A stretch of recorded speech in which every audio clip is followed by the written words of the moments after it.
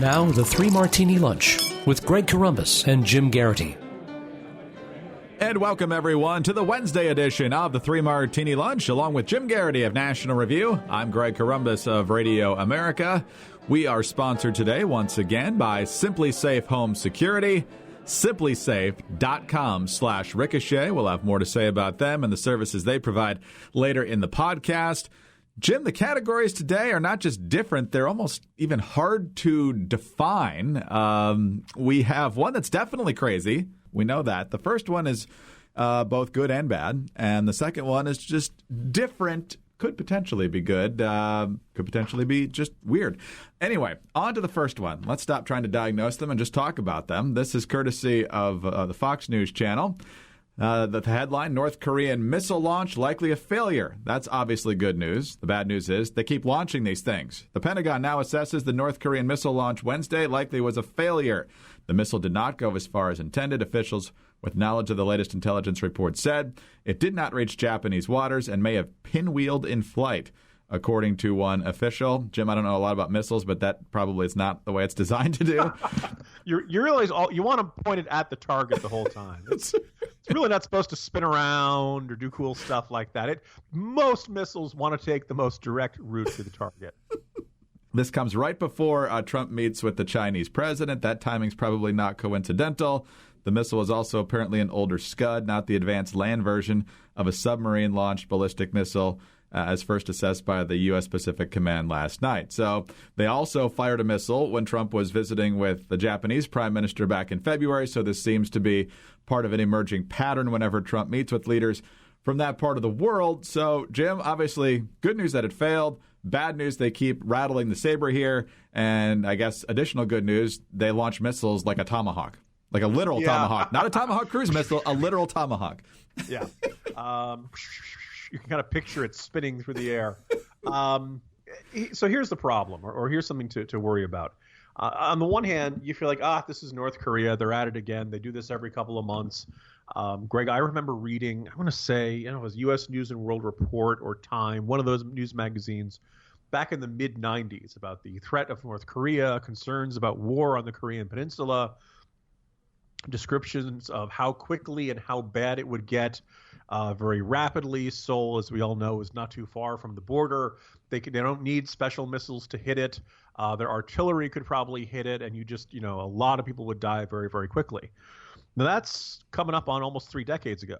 So we've kind of been living with this status quo of North Korea intermittently doing something aggressive and provocative and destructive pretty regularly. And I pointed out in the Morning Jolt today that it was 2010, they actually sank a South Korean naval ship. So their idea of saber rattling is to take the saber out of the sheath and stab you, right? But they don't, their idea of an acceptable way of sending a message is not the same as that of the West or South Korea. Now, is this a sign of something genuine escalation? Well, there's an interesting story in the Weekly Standard from a guy who says, look, if you look at the rhetoric, they're talking a lot more about reunification. And they don't mean like, someday we'll do this at the peace treaty table. They mean actual conquest of South Korea. On the other hand, this is North Korea.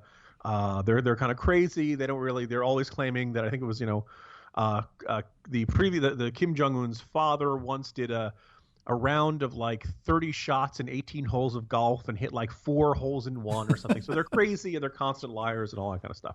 Having said that, when they launch missiles like this, it does appear their missile program is getting more advanced. I saw the latest estimate is we think they may have 8 nuclear weapons. We're not sure that those nuclear weapons work correctly. But here's the thing. If they think they work correctly, they're going to act very differently. And it does feel like that the danger on the Korean Peninsula is rapidly ratcheting up here. No, it certainly does. And obviously their leader is even crazier now than Kim Jong-il, which is a tough bar to clear. And Kim Jong-il was certainly crazier than his old man, Kim Il-sung. And it just appears as we transition to our not what sure to make of this, Martini, that the Trump administration has clearly decided that whatever we were doing with North Korea isn't working. So we need to do something different. The question is what that different policy might be. Rex Tillerson, of course, is the Secretary of State. He's already been over to the Far East to talk about this threat. And CNN and others are scratching their heads, as are we to some extent, about a 23-word response from Rex Tillerson to the latest North Korean missile test. CNN's getting all snarky about it, but here's the statement from Rex Tillerson. North Korea launched yet another intermediate-range ballistic missile. The United States has spoken enough about North Korea. We have no further comment. Unquote. So CNN, Chris Cillizza just went over there from the Washington Post. He's saying that's a total of 23 words. If you're counting, 23 words that leave you more confused when you get to the end of them than when you started. Is Tillerson trying to talk tough, or is he refusing to give North Korea the attention he thinks they're trying to grab in advance of the U.S.-China meeting? Somewhere in between, neither or both. Jim, it could be a couple different things here. First of all, Trump has made a lot of talk back on the campaign trail and since about how he thought Obama was making a big mistake in talking about timetables and when there might be offensives in Mosul and that sort of thing. So he's just not going to have his administration talking about necessarily what the policy might be, might put the North Koreans on edge a little bit, or else they just don't know what they want to do yet. What do you make of this? I read that CNN report. I was like, I too noticed there was a really snarky tone to it. And I say, oh, it's Chris Cillizza. Okay, that explains a lot. And I get along well with him, but I just kind of like, oh, that's the way he writes. And perhaps I'm not the right person to throw stones at someone else for writing snarkily, but I just can observe that.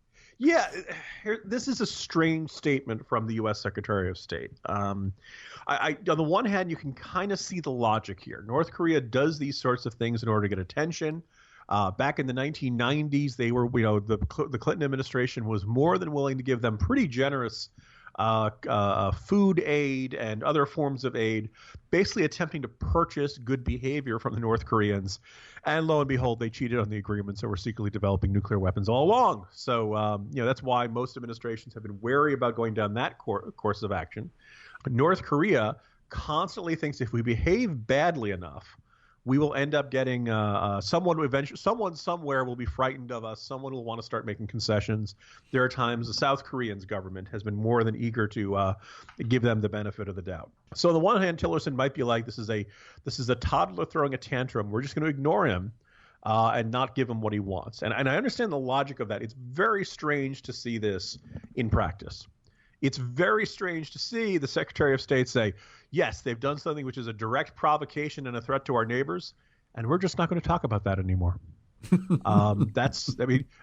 Traditionally, there's some value to the denunciation. Now, maybe we've reached the point where we feel like there is no value to the denunciation. But the other weird thing is that, somebody else in the administration doesn't think we've said enough about South Korea. It's an unidentified senior White House official who's speaking to CNN today who says, look, the clock has now run out and all options are on the table. It says this is a matter of urgent interest for the president and the administration as a whole, and they emphasize that all options are on the table. When you say all options are on the table, you presume military options are on the table. And it just seems – so somebody thinks we got to say stuff about this at the White House, but Tillerson doesn't. And also this doesn't occur in a vacuum. Rex Tillerson did not take foreign press with him on his first foreign trip, or I think he had maybe one reporter, Erin McPike from Independent Journal Review. She did not file reports during the trip. She was not acting as a pool reporter for everyone. This is a big change from previous behaviors of secretaries of state. And, you have folks on the right like Elliot Abrams saying, whoa, Mr. Tillerson, communicating to the public and answering questions. That's part of the job of Secretary of State. It's not just negotiating behind closed doors. You are in some ways a salesman for the administration's foreign policy. Communicating to the press and to the world is a big part of the job of the Secretary of State. So when we saw it was dealing with Syria, not North Korea, but when we saw Nikki Haley issue a statement last night that was just blistering the Assad regime, no pun intended for the use of chemical weapons, I kind of wondered if Nikki Haley is kind of turning into the de facto Secretary of State. That if we have one person who's going to be speaking for the administration's foreign policy, you certainly are hearing a lot more from Haley than you are from Tillerson. So I characterize this one as the underserved Martini. Secretary Tillerson, I think there's supposed to be a little more here. I'm going to send this back to the bar because it feels a little light, shall we say. I don't usually send drinks back, but this is one where I understand the philosophy of Tillerson, but I think when a regime like North Korea's does something outrageous and provocative, we really should be coming out and saying this is outrageous and provocative. You know what's a good gig, though? What? Rex Tillerson's stenographer. Take a message. Okay, you're done. Go. Any shorter and it would be an emoji. Maybe he's just trying to get with the millennial crowd. He knows the attention span isn't that great. Throw out 3 sentences. Everybody's kind of knows where you're coming from. Anyway, let's talk about Simply Safe Home Security. When you order your Simply Safe Home Security system online, you are taking the first easy step to protecting your home and your family. With entry sensors, motion sensors, and glass break sensors, soon you'll make your home a burglar's worst nightmare. And you'll be done setting it up in under an hour. Simply Safe comes pre-programmed to work right out of the box. Just plug in the base station and it will talk you through the whole process. Seriously, even someone who isn't the slightest bit handy, like myself, can install it. The entire system is wireless, so there's no need to drill holes in your walls or do other permanent damage. And once you're all set up, Simply Safe makes it just as easy to stay protected month to month. There are no long-term contracts, no hidden fees, and it's just $14.99 a month for 24 hours a day, 7 days a week, professional monitoring and emergency dispatch service. Fantastic. Great. Don't wait another day to take your home safety into your own hands. Get Simply Safe. Go to simplysafe.com/ricochet right now to get 10% off your home security system. That's spelled SIMPLISAFE.com. Go now, simplysafe.com/ricochet. Let's talk about the official Crazy Martini for the day. The left, particularly Black Lives Matter people, are very, very upset with Kendall Jenner, that political provocateur who is the spawn of... part of the ever-growing, ever-more covered Kardashian clan. Yes. Okay, here we go. This is NBC News. If the Black Lives Matter movement were led by a 21-year-old white supermodel armed with a can of fizzy soda, then maybe everyone would just get along. That's the vision presented in Pepsi's new ad featuring reality TV star Kendall Jenner, which has been met with widespread condemnation, with critics accusing the drink's giant of appropriating a nationwide protest movement following police shootings of African Americans. In the ad released Tuesday, Jenner is in the middle of a photo shoot when she happens to notice a protest march making its way down the street. It's not clear what the smiling, attractive demonstrators are upset about, the only clues being their placards reading peace, love, and join the conversation. But Jenner decides to join them anyway, beckoned into the throng by a handsome man with a cello. She rips off her blonde wig, wipes away her lipstick, and joins the marchers. The beaming, breakdancing protesters are a far cry from the often fractious demonstrations that have broken out across the United States over the past few years. In Pepsi's version, no one seems too worked up about anything. Jenner fist bumps one of her recently adopted activists before grabbing a can of Pepsi from a well-stocked ice bucket. Then comes the ad's climax, and perhaps the part that has caused most uproar. Jenner reaches the remarkably calm front line of the protest. She spots an officer, walks up to him, and hands him the Pepsi. He takes a sip. A woman wearing a nose ring and a traditional Muslim headscarf takes a photograph, and everybody cheers. The ad has sparked accusations that Pepsi has appropriated a racial protest movement to sell a global fizzy drinks brand. Many people believe the final scene in particular is a direct reference to one of the defining images of the Black Lives Matter movement, a photograph of Leisha Evans, a 28-year-old nurse being detained in Baton Rouge, Louisiana. You've got folks like Charles M. Blow, who we've talked about glowingly on this podcast, saying it's time to boycott Pepsi. You've got other people on the left posting pictures from the civil rights era in the 60s with police beating black demonstrators and saying, does this guy deserve a Pepsi too? Jim, once again, the left, nothing's not an outrage to the left. Well, let's start at the top here, Greg. Charles Blow should not be boycotting Pepsi because he doesn't like their ad. He should be boycotting Pepsi because it tastes like swill. Okay, those of us with taste buds generally prefer Coca-Cola products. Let's get this out. And so, granted, it's not like Pepsi can advertise, "Hey, our soda tastes good." Your mileage may vary. But they go, like, first of all, this is like a 3-minute, clearly designed a web ad. Clearly, this is designed to get people talking. And dear listeners of the Three Martini Lunch, let me tell you, very rarely do I say these two sentences in the same order. This ad is terrible. You have to watch it. It's so bad. It's really kind of hysterical. It is a Dagwood sandwich of bad, in which one bad idea gets piled upon another, and then they put in another bad one, and they put bad sauce on top of it, in between two bad slices of bread. I'll just give you some of the highlights. I put a couple of these on Twitter, and I have a feeling I'll be ranting about this throughout the day. For starters, Greg, I don't know if you've had a chance to see it and watch it. It begins with a guy practicing his cello. alone on the top of a skyscraper in LA. Now, I don't play an instrument. I don't know where I would practice this. I don't know if he's supposed to be isolated or he's above it all. Whatever it is, somebody said, "Oh, it's like Fiddler on the Roof. It's the cello on the roof or something." So it's this it really belongs in a Michael Bay movie sort of thing. I think this is where the aliens arrived in Independence Day. But then down at street level, there's a protest going on, but it's the most strangely generic protest we've ever seen. It's very diverse. Everyone is happy. There are lots of peace signs. There's no stop the war. There's no stop drone strikes. There's no stop anything like that. There's one sign which is very visible, Greg. It says, "Join the conversation." Greg, have you ever seen a protest in which the big rallying cry is "Join the conversation"? No. There are some in Asian languages and things like that. It's kind of, sort of Black Lives Matter. It's kind of, sort of the Women's March right after Inauguration Day. As somebody put it, it's like the stock photo protest. It's generic. It's just like, we're protesting something. We're protesting something. So this protest marches down the street, and then Kendall Jenner, who admittedly I would not be able to pick out of a lineup, but apparently she's doing a photo shoot in this storefront area, right along the street where the protest is going on outside, and there's no security. Greg, how many years do you think it's been since Kendall Jenner has gone anywhere without security and a complete cordon and velvet rope lines around her? Good decade, probably.